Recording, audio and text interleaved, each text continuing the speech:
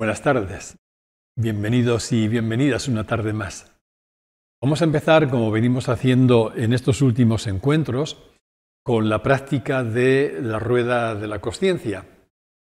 Ya hemos hablado mucho en torno a ella, así que únicamente os dejo también el dibujo, la imagen, que nos sirva como recordatorio de lo que es la práctica en sí misma, pero empezamos ya inmediatamente con ella.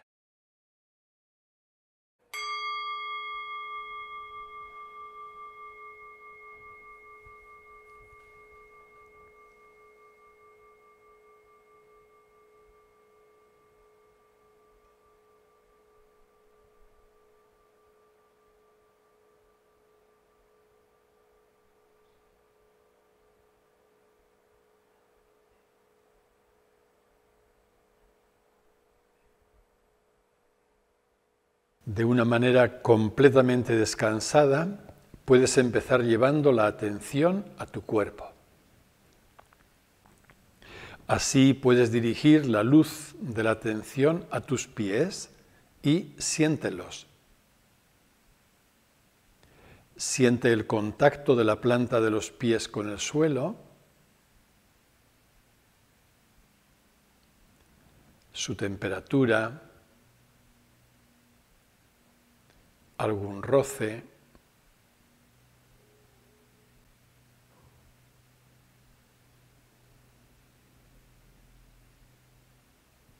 Sigue sintiendo las piernas de abajo hacia arriba hasta las rodillas, notando las sensaciones que aparecen ahí.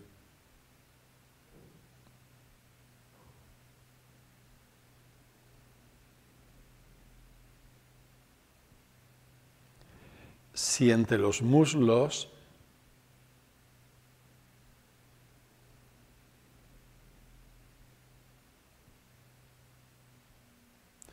los glúteos en contacto con la silla o con el suelo.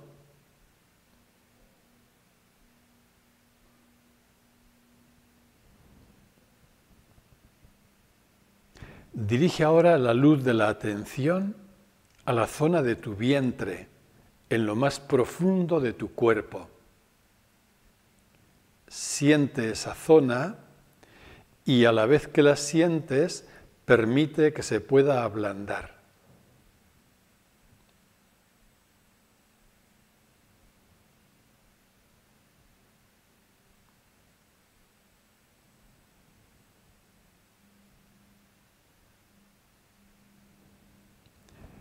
Siente el abdomen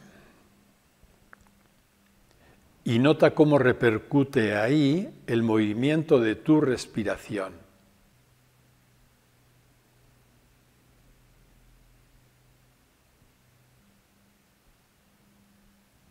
Es como si tu respiración masajeara interiormente esa zona que poco a poco se va ablandando y relajando.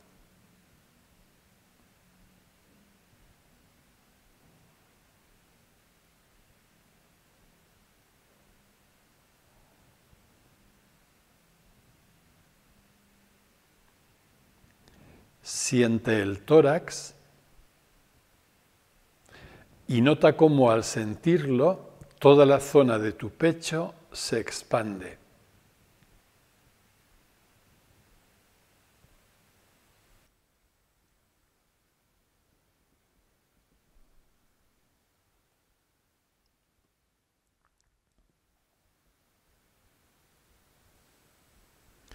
Puedes dirigir ahora la luz de la atención a tu espalda y siéntela de abajo hacia arriba, siguiendo la columna.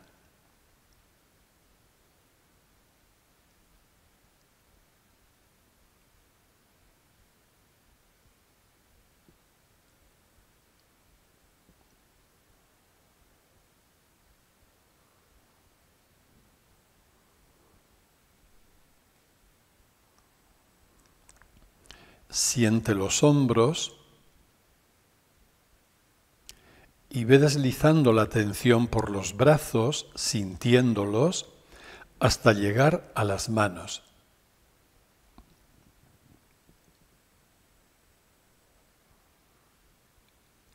Siente el cuello, la cabeza, y al sentirla, acércate a su interior.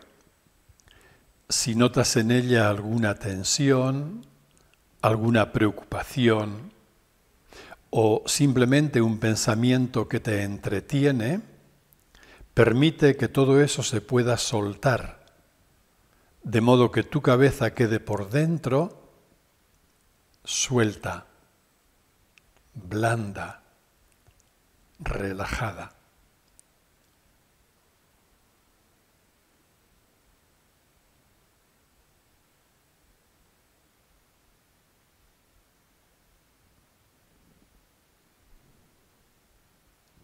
Siente tu rostro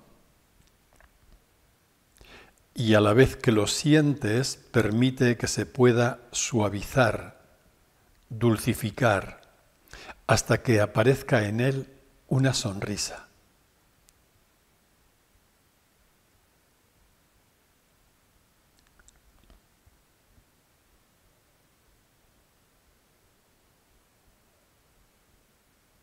Y siente todo tu cuerpo como un todo, formando una unidad.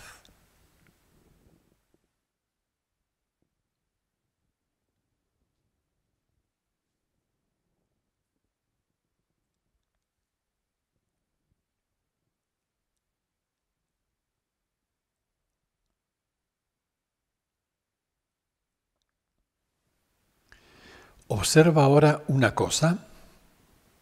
Por un lado está tu cuerpo que estás sintiendo y por otro está eso que se da cuenta de tu cuerpo, eso que es consciente de tu cuerpo. Nota esa diferencia. Están las sensaciones corporales que cambian, que van y vienen, y por otro, eso que es consciente de las sensaciones corporales y que permanece siempre estable. Mientras la atención está viva, podrás advertir que tienes cuerpo, pero que tú no eres tu cuerpo. Eres eso que es consciente de tu cuerpo. Tu cuerpo es un objeto que puedes percibir. Eso que es consciente de tu cuerpo es el único sujeto.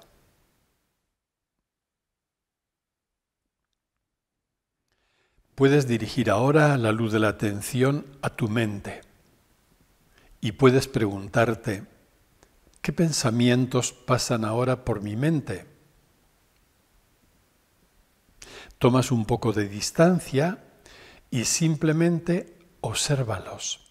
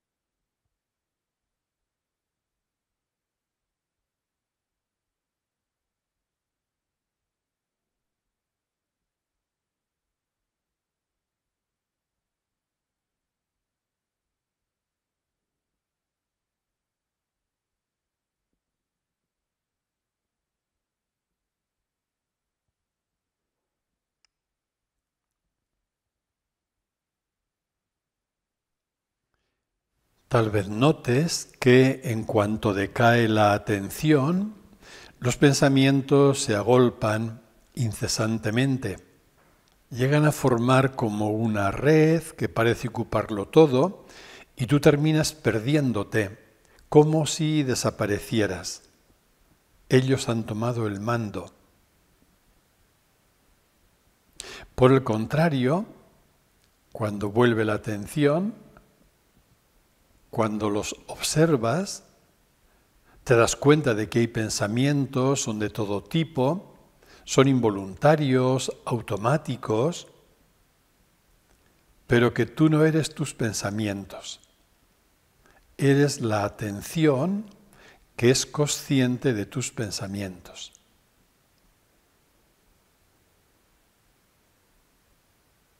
Los pensamientos cambian constantemente. La atención, eso que es consciente de ellos, permanece estable.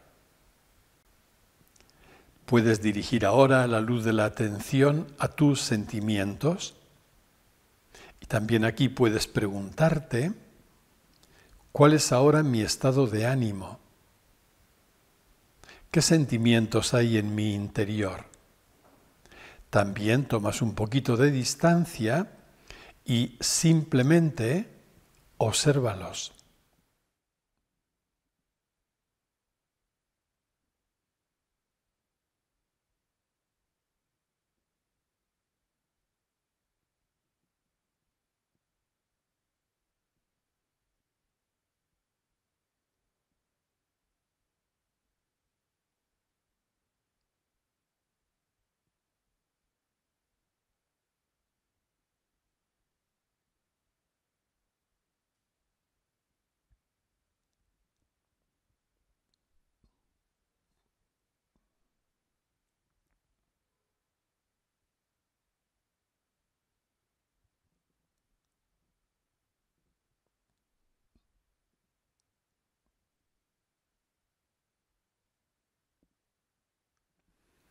También aquí seguramente notarás que en cuanto la atención decae, los pensamientos se enredan con los sentimientos, se retroalimentan unos y otros y terminan formando una gran red en la que también parece que terminas perdiéndote, como si hubieras desaparecido.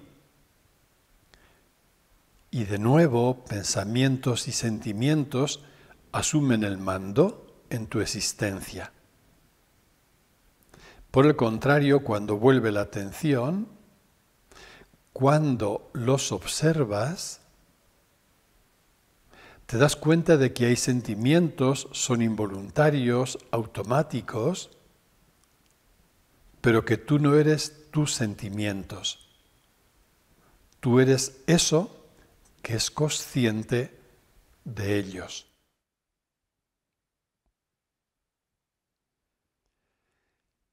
Y ahora puedes dirigir la atención a esto que llamamos nuestra realidad exterior, a tu realidad familiar, relacional,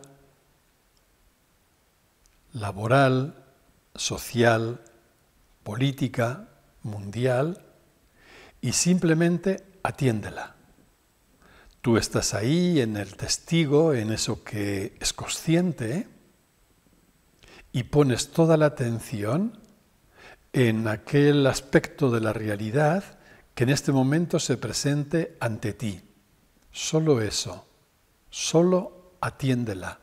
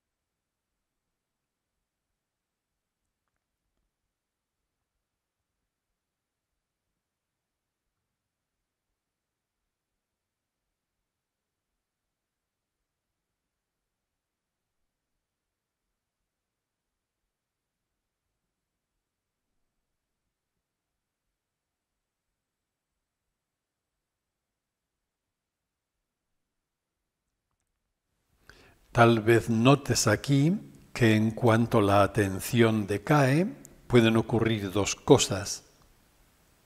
o bien que te despistas y dejas de atender la realidad, o bien que te puede parecer que un elemento de esa realidad tiene todo el poder sobre ti.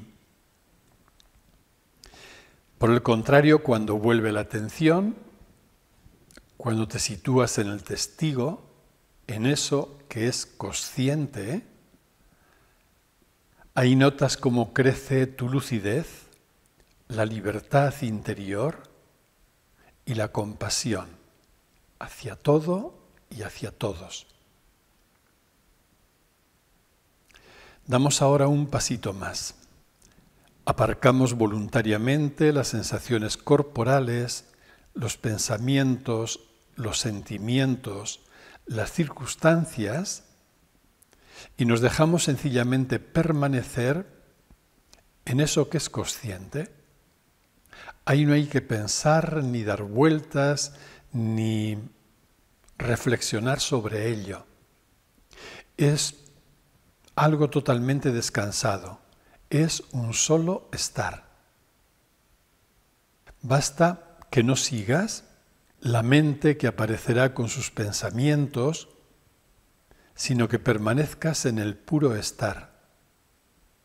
Es como una presencia consciente sin ningún objeto, sin ningún contenido. Por eso se puede resumir esta práctica en el solo estar. Te invito a que la vivas con el mayor descanso posible, incluso también como si fuera un juego, sin ninguna prisa, sin ninguna expectativa, sin ningún esfuerzo. Solo estar. Ahí permanecemos ahora en silencio durante unos minutos.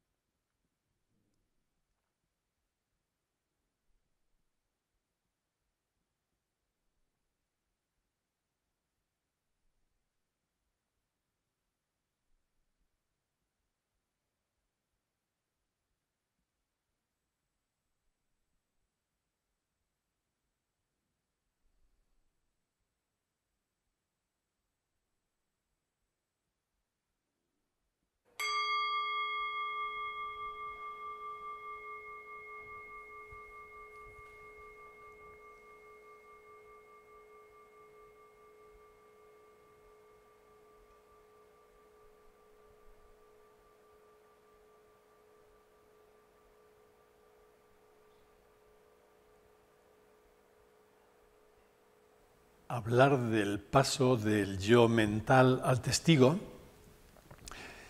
significa estar hablando de un cambio en el estado de consciencia.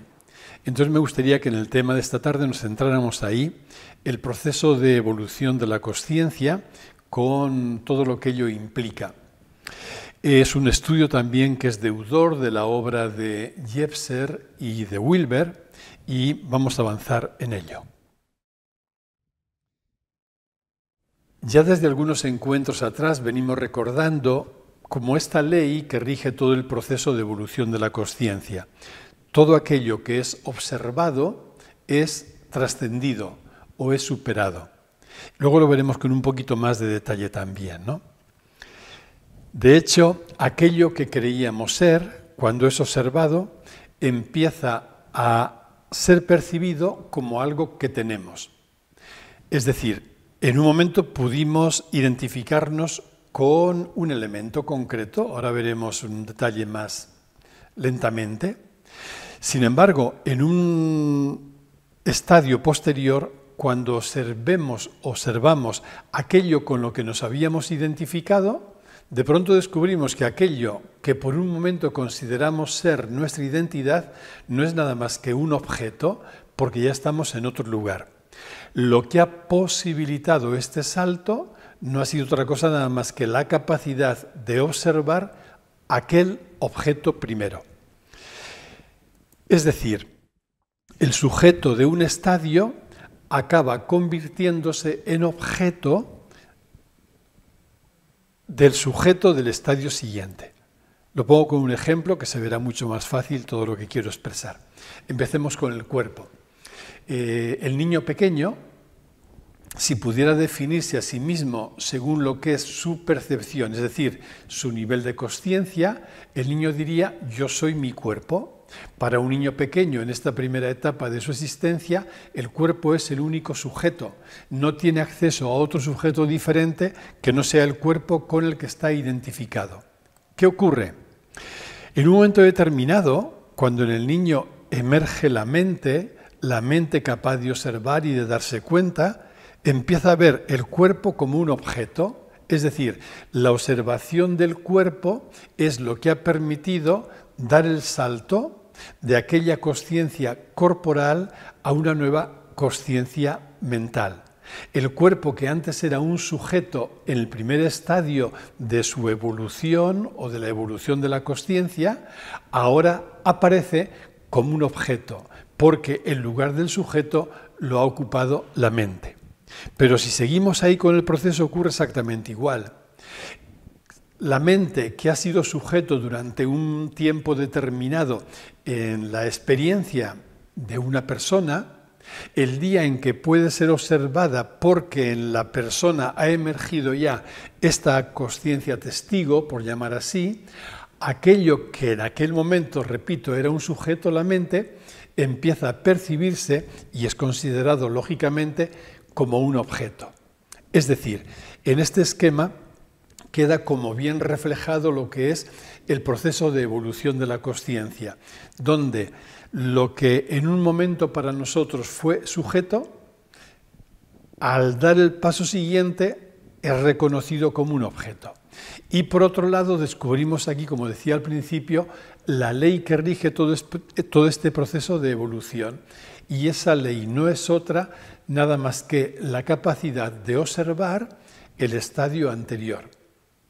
También desde este ángulo podemos ver y reconocer la importancia decisiva de todo lo que se ventila en esa práctica de la rueda de la consciencia, o sencillamente todo lo que se ventila en la capacidad de tomar distancia de la mente y empezar a observarla. Dicho de una forma todavía más concisa, mientras la persona no es capaz de tomar distancia de la mente y de observarla desde esa distancia, será imposible que supere o que trascienda el nivel mental. Para ella, su mundo será únicamente el mundo mental, lo que la mente percibe y lo que la mente le pueda ofrecer. Solo cuando empezamos a dar pasitos para tomar distancia de la mente, para situarnos a distancia de ella. Y por tanto, cuando somos capaces de observarla, ahí se nos regala la transición de lo que llamamos el estado mental al estado de presencia. Ahí pasamos de ser esclavos o marionetas de la mente pensante, que gira según las percepciones que tiene, y nos reconocemos como el testigo que se halla siempre a salvo de todos estos vericuetos mentales y de cualquier circunstancia que nos pueda ocurrir. Pues bien, en torno a esto querría decir algunas cositas. Primero, hablamos de evolución de la consciencia, pero hablando con rigor, hay que decir que la consciencia no evoluciona. La consciencia sencillamente es atemporal, es pura presencia, entonces ahí no hay un proceso, no hay una evolución, no hay nada que sea lineal, todo sencillamente es. ¿Por qué hablamos entonces de evolución de la consciencia? Porque estamos hablando desde nuestra perspectiva particular. La consciencia no evoluciona, pero el modo como yo percibo la realidad, eso sí que evoluciona. El modo como en mí se actualiza, por decir así, la consciencia, eso sí que experimenta una evolución, o si queréis incluso una expansión y una ampliación. Por ejemplo, no es igual el nivel de consciencia que yo tenía cuando era un bebé, que cuando era un niño más crecido, que cuando era un joven, que cuando era un adulto.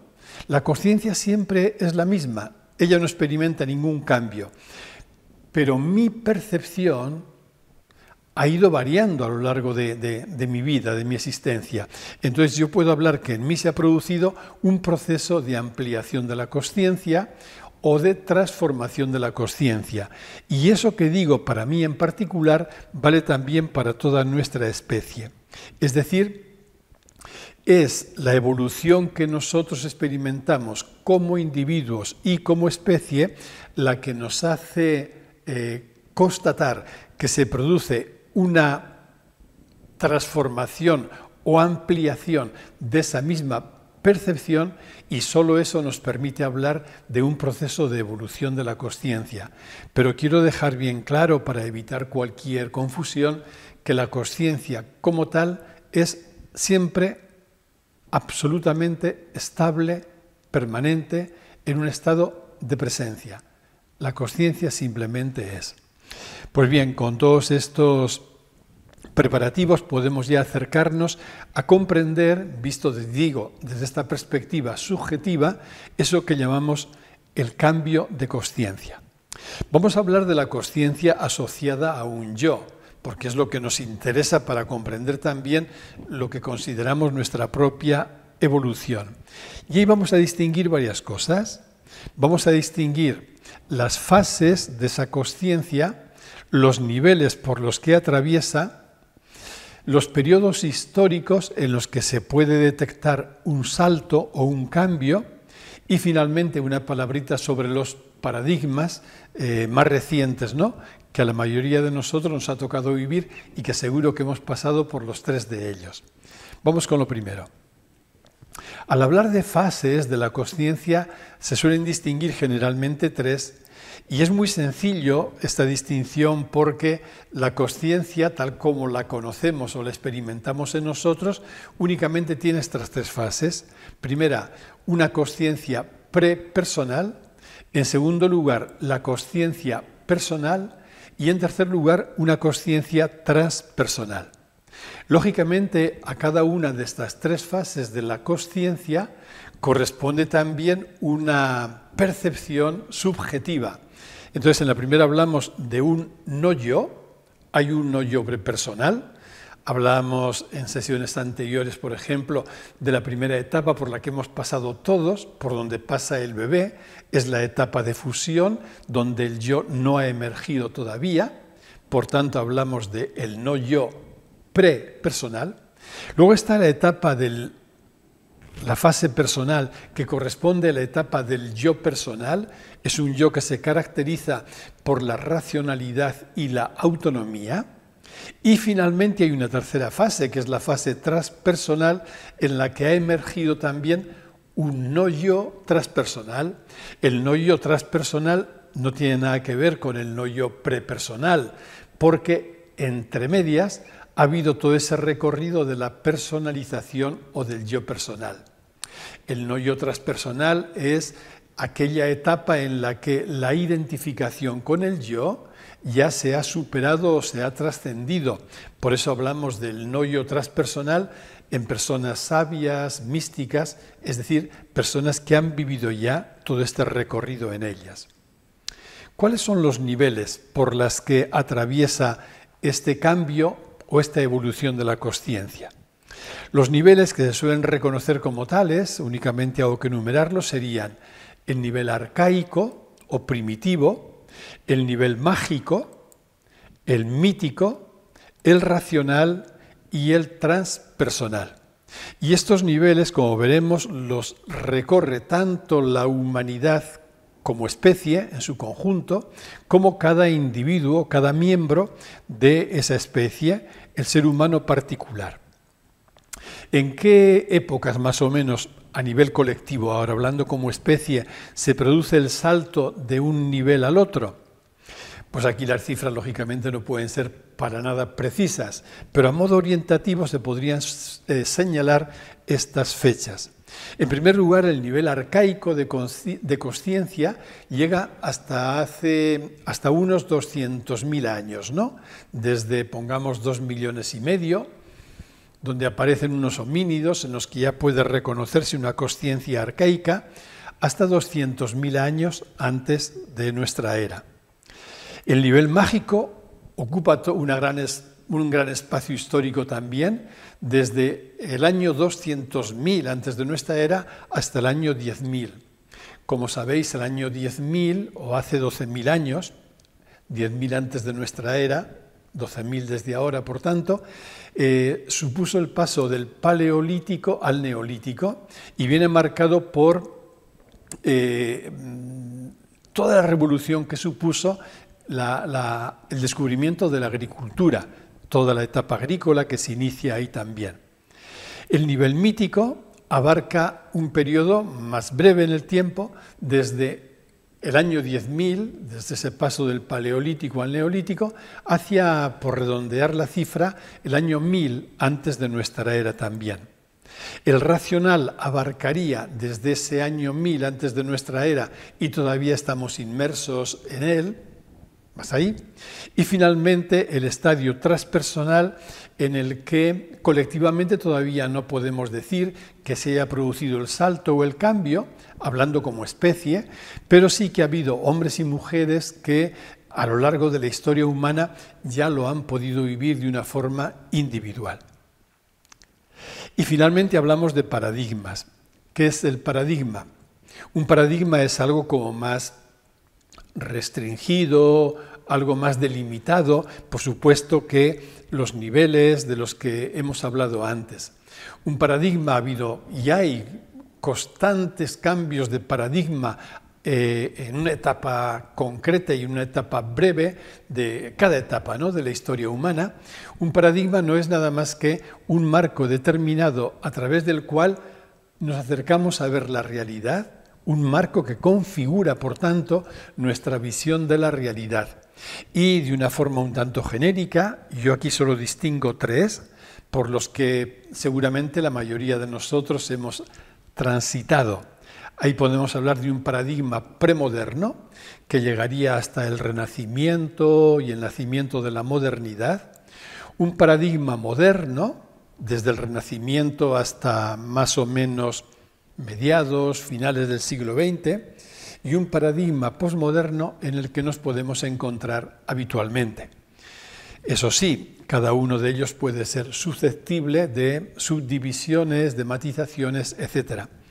Pero quería sencillamente ofreceros como este cuadro para tener una visión global o genérica de lo que llamamos como el proceso de evolución de la consciencia a nivel de lo que es nuestra especie humana. Vamos a dar un pasito más. Y en este pasito querría detenerme justamente en los niveles que he nombrado antes, o si preferís con otro término, en los estadios. Entonces voy a hablar de cada uno de los estadios y voy a tratar de poner como en doble columna el recorrido del individuo particular y el recorrido también de la especie como tal. Es decir, cómo se produce la evolución de la consciencia a nivel individual, la consciencia individual de cada persona, y cómo ese estadio también se manifiesta y se produce a nivel de la consciencia colectiva. Empezamos pues con el primero, el estadio arcaico, el primero de todos ellos, en el campo de la consciencia individual. ¿Qué decir en este estadio? En el individuo se manifiesta entre los 0 y los 8 meses, al principio por tanto de la existencia. Lo que se vive ahí es el yo material del que hablaba Piaget y al que nos hemos referido en algún encuentro anterior, y es un estado fusional, por tanto ahí no ha emergido todavía el yo. Lo que se vive es un narcisismo primario. Ahí el bebé tiene un cuerpo, un cerebro sumamente elemental y se mueve por un mundo de necesidades, sensaciones, impulsos, pero lo característico de este estadio arcaico a nivel individual es que no ha emergido en absoluto lo que llamamos el yo. ¿Cuál sería el correlato si hablamos de la consciencia colectiva?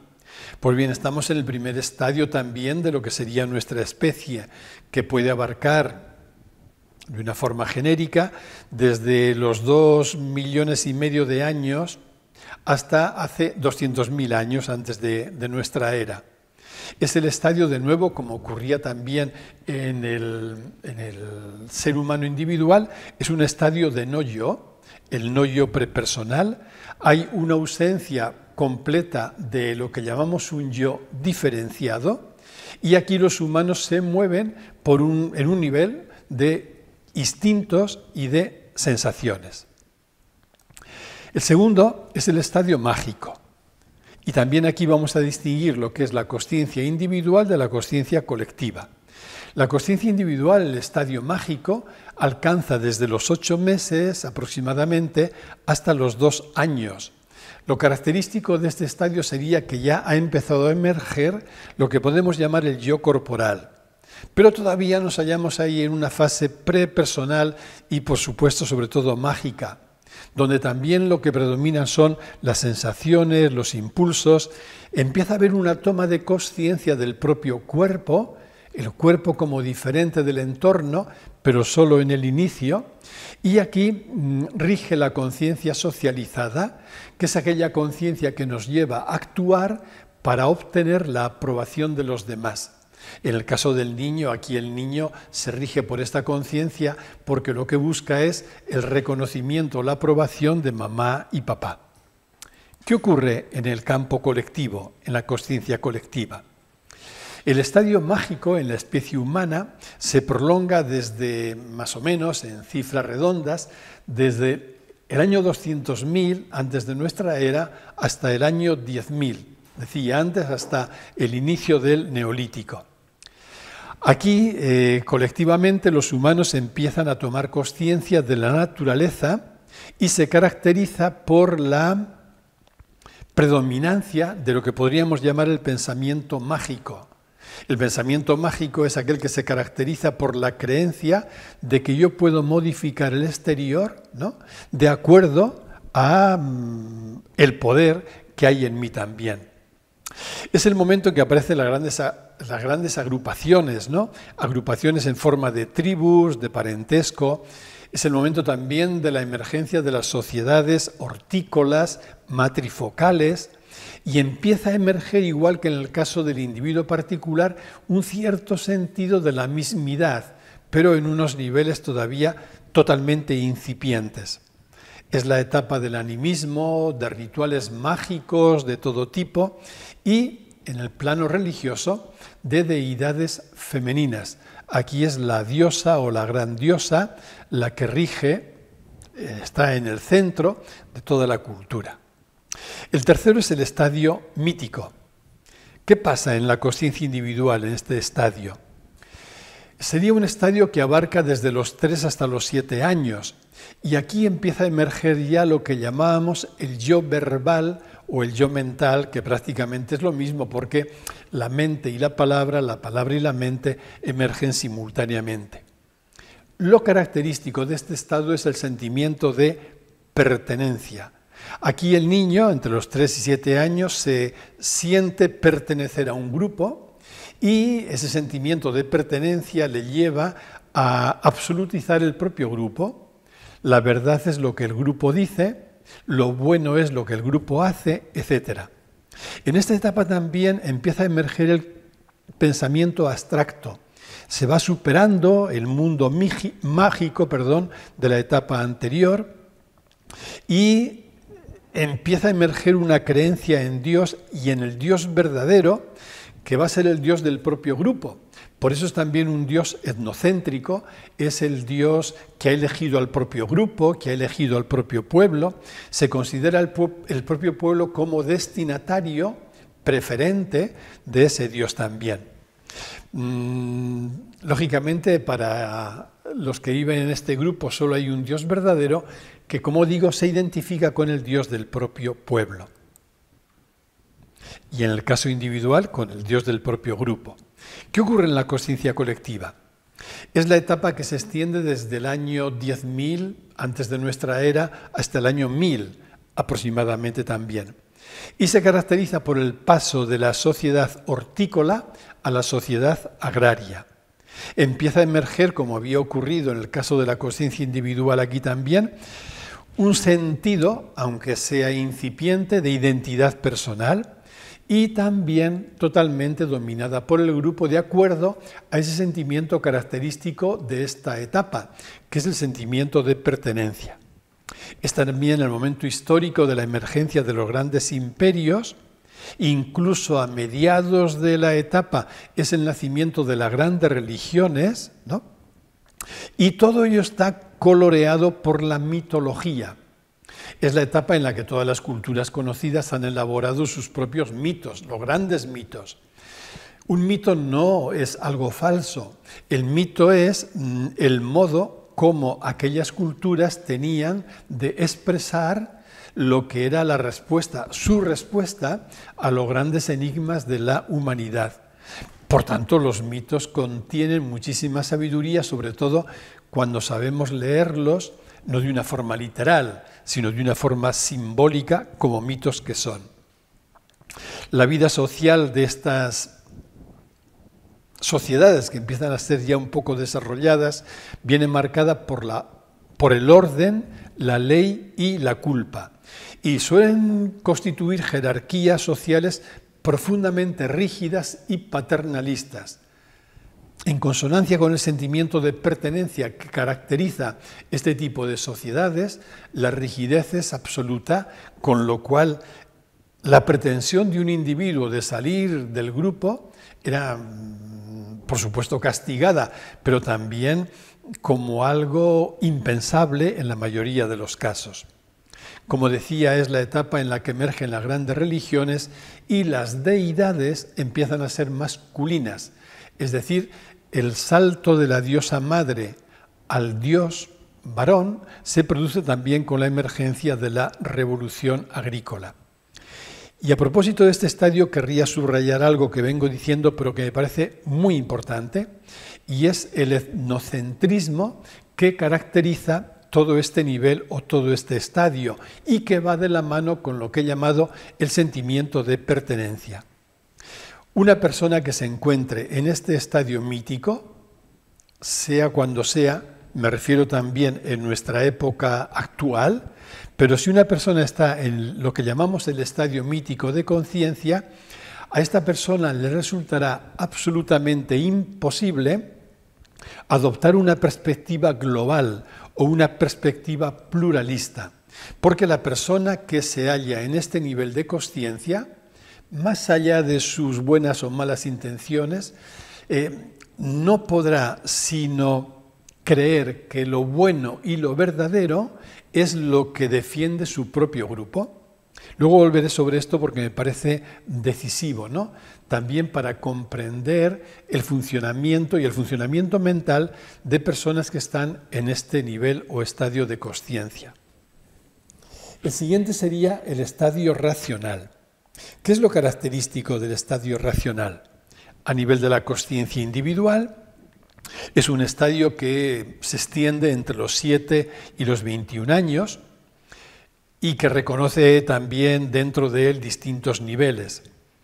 Lo característico de este estadio, que por supuesto puede acompañarnos más allá de esa edad de los 21 años, igual que nos pueden acompañar los estadios anteriores. En una mente adulta puede haber resquicios de una consciencia mágica, puede haber resquicios de una consciencia mítica y por supuesto hay también componentes de una consciencia racional. ¿Qué es lo característico pues en la consciencia individual en este estadio? Lo más característico que quizás sea el predominio de lo que hemos llamado el yo racional y autónomo. La racionalidad y la autonomía constituyen como las señas de identidad de la consciencia racional, de la consciencia individual, racional. Y el yo se erige como el rey de todo el escenario en este estadio también. Se ha superado la consciencia mítica, sin esa superación no podría aparecer la racionalidad, por eso a veces incluso de una forma despectiva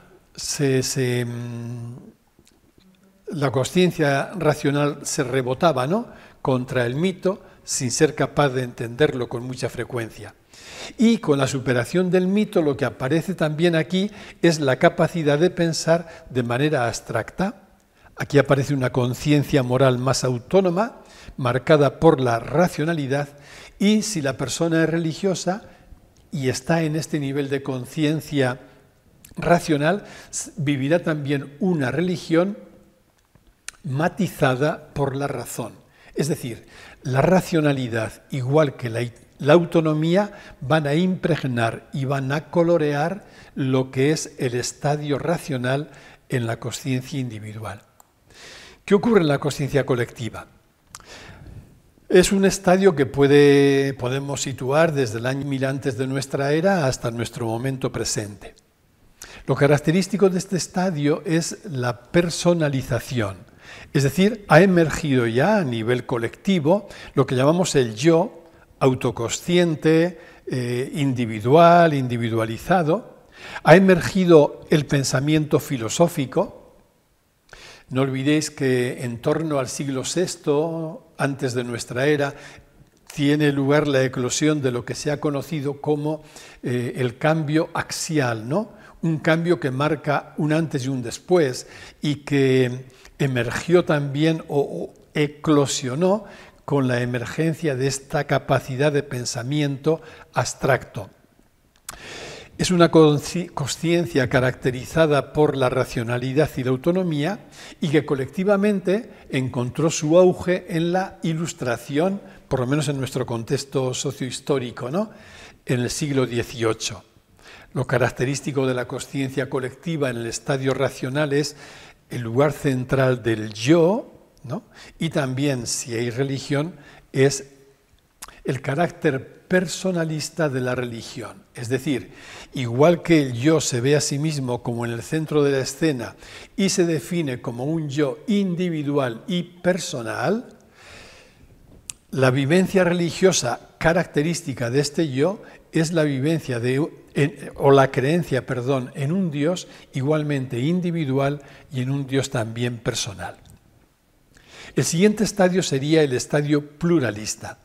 Y aquí, lógicamente, solo nos podemos detener en lo que es la consciencia individual porque no se conoce una consciencia colectiva, es decir, no se conoce un agrupamiento humano colectivo que esté ya anclado en este tipo de consciencia o en este estadio pluralista. ¿Cuáles serían los rasgos, por tanto, del estadio pluralista en la consciencia individual? Es un estadio característico de la posmodernidad, por tanto es bien reciente, nos estamos moviendo en él. Otra característica de este estadio es la capacidad de asumir perspectivas diferentes. La persona en este estadio es capaz de ver su propia perspectiva, con la que analiza las cosas, la realidad, etc., pero es capaz también de situarse en perspectivas diferentes a la suya. Es como si hubiera crecido la capacidad de empatía, dicho esto desde el ángulo psicológico, ¿no? Pero la persona relativiza su propia perspectiva porque, a diferencia de cuando estaba en una consciencia etnocéntrica, aquella mítica, ya no absolutiza la propia consciencia ni la consciencia del grupo al que pertenece, sino que relativiza su propia mirada, comprende que es una perspectiva particular la suya y eso le permite también valorar y respetar perspectivas diferentes a la propia. Es decir, se trata de un cambio que hace posible que la persona distinga lo que es un mapa de lo que es el territorio. Mapas hay tantos como seres humanos. Un mapa es lo mismo que una perspectiva mental y, sin embargo, el territorio es aquello que trasciende todos los mapas. La persona que está en este estadio es capaz de vivir esa diferencia. Otra característica, consecuencia de lo anterior, es que en este estadio la persona es capaz de reconocer que todo modo de conocer humano es relativo. Esto no significa que no exista la verdad, y lo veremos en encuentros sucesivos. Significa afirmar que la verdad no cabe en nuestra mente y, por tanto, que nuestro modo de conocer siempre estará marcado por la relatividad. ¿Y por qué nuestro modo de conocer es relativo? Porque es situado. Es situado y esto hace que, como yo estoy situado, lo que yo tengo, aquello lo que yo alcanzo a ver, no puede ser la totalidad, no puede ser la realidad, sino solo una perspectiva de la realidad. Evidentemente, en este estadio el riesgo es evidente. El riesgo es el relativismo vulgar. No decir, bueno, pues como nadie puede tener la verdad y solo tenemos una perspectiva, pues no hay una mejor que otra. Porque donde todo vale igual, pues nada vale nada. Nada es mejor que nada. Evidentemente, este es un riesgo en el que con frecuencia se cae también en una cultura posmoderna. Igual que se cae en el narcisismo, se cae en el nihilismo, que no es otra cosa nada más que consecuencia de este relativismo vulgar. En definitiva, sin embargo, la actitud adecuada es la que se mueve entre estos dos extremos. El absolutismo dogmático, característico de aquel nivel de consciencia mítico, donde se creía que la verdad pertenecía al propio grupo, o que yo tengo o estoy en la verdad, ese es un extremo, el absolutismo dogmático, y en el otro extremo el relativismo vulgar, donde decimos que la verdad se afirma, que la verdad no existe y que solo hay perspectivas, que no hay una mejor que la otra. Pues bien, en medio, en el centro de ambos extremos, se situaría lo que conocemos como la relatividad en nuestro modo de conocer. Relatividad que, repito, no niega la verdad. En definitiva, lo característico de este estadio pluralista, teniendo en cuenta todo lo anterior, no es nada más que la vivencia del respeto profundo a perspectivas diferentes y la apertura también a la cooperación con los demás. Y finalmente nos quedan los estadios transpersonales. ¿Cuáles serían los rasgos, las características del estadio transpersonal? La primera es que ha emergido ya o ha empezado a emerger lo que llamamos el no-yo transpersonal, que requiere haber integrado los estadios anteriores, es decir, requiere de un modo u otro haber alcanzado la vivencia de un yo más o menos integrado, de un yo personal armonioso, unificado. Y es esto lo que permite el paso siguiente en este proceso de evolución de la consciencia, que es la emergencia del no-yo transpersonal, que implica la desidentificación del yo desde el que veníamos. Como he venido diciendo a lo largo del encuentro, esto supone también que ha aparecido la capacidad de observar la mente, es decir, la capacidad de situarnos en el testigo. Cuando yo me sitúo en el testigo, observo la mente como un objeto y esto es lo que abre la puerta a la emergencia del no yo transpersonal. Es la experiencia del testigo o del observador que nos sitúa en otro lugar. ¿Otro lugar con respecto a qué? Lógicamente con respecto a la mente, lugar distinto. En los estadios transpersonales empieza a emerger o a desarrollarse la percepción extrasensorial. Es como que el ser humano tiene aquí una capacidad de oír, una capacidad de ver, una capacidad de percibir que trasciende lo que serían propiamente los sentidos y las percepciones a las que estamos habituados. Aparece también una capacidad cada vez mayor de vivir en presente, en el aquí y en la ahora. Se va produciendo una separación del dualismo. La no dualidad empieza a percibirse, a comprenderse y a vivirse como lógicamente, entre comillas, lo que es natural. Se empieza a vivir también la desidentificación con respecto al ego y una toma, por tanto, de distancia con respecto al ego, y empiezan a vivirse lo que se conoce como experiencias unitivas. Experiencias unitivas son aquellas experiencias llamadas místicas, con todos los nombres que se les quiera dar, ¿no? Éxtasis místico, satori, samadhi, experiencias transpersonales, aquellas experiencias en las que el yo queda como disuelto y la persona se experimenta miembro o parte de la unidad. Este proceso de evolución de la consciencia, digo, se da a nivel colectivo de nuestra especie, pero también a nivel individual. Y aquí los pasos, que no hago nada más que nombrar, serían estos. El primero es el no yo transpersonal, en un estado de fusión con la madre y con el entorno. Un yo corporal, el yo verbal, mental, social, el yo racional, el yo integrado o yo realizado, la consciencia testigo y la pura presencia o silencio consciente, que coincide con lo que llamamos la identidad transpersonal o el no yo transpersonal y la vivencia de la no dualidad.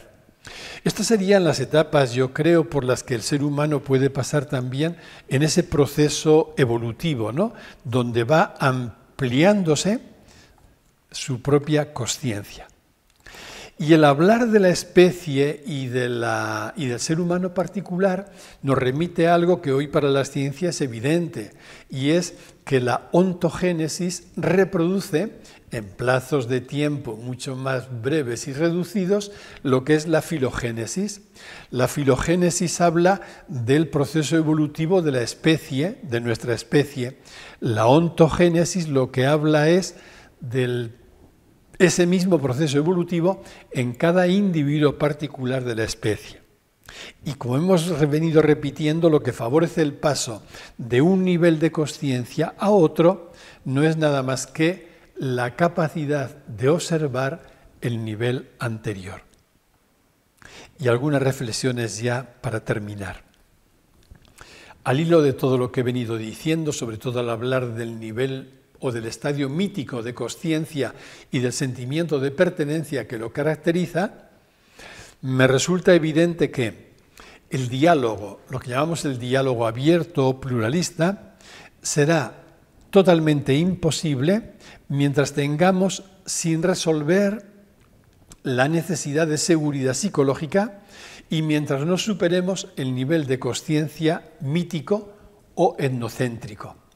Y ambos factores se dan la mano. Mientras yo no me sienta seguro en mí mismo, no podré abrirme al diálogo limpio y honesto con los demás, porque me sentiré amenazado psicológicamente por la discrepancia, con lo cual me parapetaré o me blindaré ante el diálogo. Y del mismo modo, mientras yo no supere el estadio mítico de consciencia o ese estadio etnocéntrico, que es lo mismo, yo no podré ver que hay verdad fuera de mi propio grupo o que hay verdad fuera de mí. Entonces, automáticamente el diálogo se está haciendo imposible. Dicho de otro modo, tanto la cerrazón al diálogo, a este diálogo imposible, como el juicio y la descalificación del que piensa distinto, del que no pertenece a mi grupo, a mí esto me parece importante, quiero subrayarlo, no nacen de la maldad de las personas, sino que son consecuencia directa del nivel de consciencia en el que nos encontramos. Por lo tanto, mientras no se supere el nivel de consciencia mítico, mientras perdure ese nivel de consciencia, mientras la persona se encuentre en ese nivel de consciencia, el diálogo será imposible, igual que será imposible la convivencia pluralista. No puede ser por más buena voluntad que tengamos, porque el estar en ese estadio de consciencia es como que nos limita enormemente nuestra posibilidad de ver más allá de nuestro propio punto de vista. Ante esto que digo, se va a sublevar siempre quien se encuentre en ese estadio mítico o etnocéntrico. ¿Por qué? Porque en ese nivel solo existe una verdad, que es la verdad del propio yo, del propio ego o del propio grupo. Entonces, como solo existe la verdad de mi grupo o mi propia verdad, no podré nunca aceptar que los otros también tengan su parte de verdad. Por lo tanto, veré a los otros solo como alguien a quienes debo convencer, a quienes debo intentar cambiar para que asuman la verdad que creo que es absoluta y que, sin embargo, no es nada más que mi propia verdad. ¿Por qué insisto en esto? Porque gran parte de los fenómenos que estamos advirtiendo a nivel social y a nivel político y que genéricamente designamos con el término populismo encuentran su clave de explicación aquí. Me da igual que sean populismos de derechas o de izquierdas, pero denotan que la persona o el grupo se hallan anclados en un nivel de consciencia etnocéntrico, mítico, por el que la verdad es únicamente la verdad de mi propio grupo, o la verdad tal como yo lo veo. Decía que cuando una persona se encuentra en este estadio mítico, los otros no pueden ser comprendidos. Y cualquier invitación a comprender al que piensa distinto de uno es visto como una claudicación, y entonces es normal y es característico de estos populismos que entonces se acusen a los que están a favor de una visión pluralista, por ejemplo, se les acuse de buenistas, al final de personas que han claudicado, porque según esto la verdad solo es una, es la verdad de nuestro grupo y esa verdad se tiene que imponer forzosamente a todos los demás. Para terminar ya, algunas frases considero sabias. La primera de Albert Camus. Decía Camus, la necesidad de tener siempre razón es signo de una mente vulgar.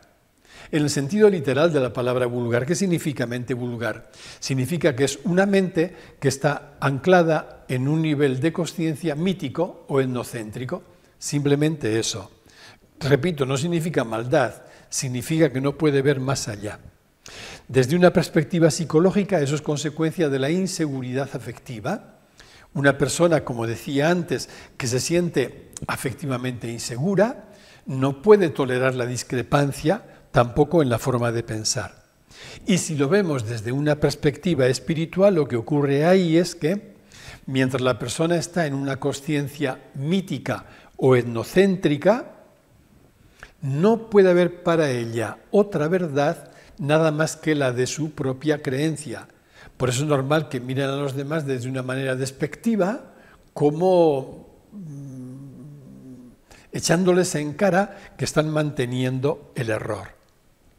Solo, repito, un nivel de consciencia más amplio, se puede llamar mundicéntrico, pluralista, integral, nos puede liberar de la necesidad compulsiva de tener razón. Y por tanto nos puede abrir a un diálogo realmente respetuoso y constructivo. Repito, no solo nuestra buena voluntad, no solo nuestras ganas de ser mejores personas, que eso no nos va a llevar demasiado lejos, sino solo un nivel de consciencia más amplio, porque va a ser el que nos permita ver con mayor amplitud. Con lo cual venimos a concluir algo que me parece elemental. Como siempre, la clave se halla en la comprensión, entendiendo por comprensión esto que nombramos como ampliación de la consciencia o del nivel de consciencia.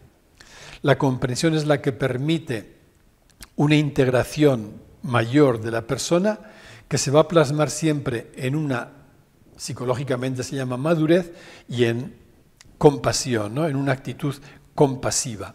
De hecho, la madurez se puede definir como la capacidad de amar, de trabajar y de jugar. Y a su vez la compasión se plasma en una vivencia de la fraternidad vivida como servicio, porque se ha comprendido que todo otro, piense como piense, es no otro de mí. Esta comprensión es completamente imposible en un estadio mágico de consciencia y en un estadio mítico de consciencia, incluso en un estadio racional de consciencia. Esta comprensión solo emerge en una consciencia que podemos llamar integral, pluralista o transpersonal. En definitiva, todo esto nos está remitiendo a un proceso de autorrealización y de autotrascendencia. Autorrealización porque vamos superando aquella necesidad enfermiza de seguridad, y de autotrascendencia porque vamos superando también el encierro de aquel nivel mítico de consciencia que nos tenía clausurados en nuestra propia verdad. Y ahora sí, palabras antiguas de hombres sabios. Aristóteles decía: todas las virtudes consisten en comprender. Entendiendo por comprender no el entender mental o conceptualmente, sino esa comprensión profunda que evoca la ampliación de la consciencia. Anterior Aristóteles, su maestro, Platón, lo decía con estas palabras: el que comprende es sabio y el sabio es bueno. De nuevo, la bondad en el sentido noble y extenso de la palabra no depende de la voluntad de querer ser bueno, depende de la comprensión. Y todavía antes que Platón, su maestro también, Sócrates, lo resumía en esta expresión: solo hay una virtud, la sabiduría o comprensión, y solo hay un único vicio, la ignorancia. Como para subrayar, repito, que todo aquello que individual y colectivamente hacemos daño a los otros, no lo hacemos por maldad, lo hacemos porque nuestra visión todavía es tan reducida, tan cerrada, que no nos permite ver más allá de ello. Para terminar, he querido recoger la imagen de este libro, ¿Qué Dios y qué salvación?, porque para tratar de comprender el cambio religioso, que es de lo que se ventila el contenido de este libro, me tuve que detener en lo que aquí apenas he enumerado, en todo ese proceso de evolución de la consciencia a lo largo de los diferentes estadios. Con ello continuaremos ya en el próximo encuentro. Ahí tenéis la referencia, las páginas que seguiremos también. Y también hasta aquí hemos llegado. Muchísimas gracias por vuestra atención y presencia una tarde más. Que tengáis una buena semana y hasta el miércoles próximo.